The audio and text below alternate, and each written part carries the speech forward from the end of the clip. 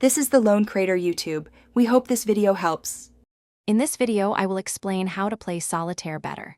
To start, always move any aces and twos you see directly to the foundation piles.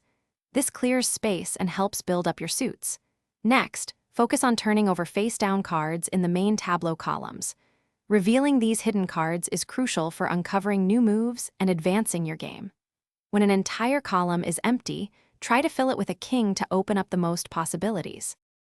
Managing your stockpile effectively is key to improving your solitaire game.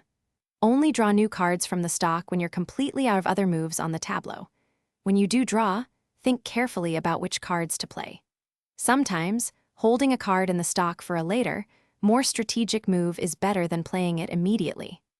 Also, try to avoid moving cards from the foundation back to the tableau unless it's absolutely essential to unlock a critical sequence. A major part of playing solitaire better involves unlocking those hidden tableau cards. Always prioritize working on the columns that have the most face-down cards. This increases your chances of revealing useful cards sooner. Aim to create empty tableau columns whenever possible, as this allows you to move kings and then build down from them, opening up many new sequences. Try to plan at least 2 or 3 moves ahead to anticipate how cards will fall. For more advanced play, remember that you don't always have to play every available card right away. Sometimes, holding back a card can set up a better sequence later. If your game allows, use the undo feature to explore different move combinations without commitment. This helps you learn optimal strategies.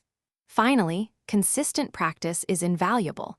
The more you play, the better your intuition will become at recognizing winning patterns and making smart decisions. Thanks for watching. Consider subscribing if we helped you.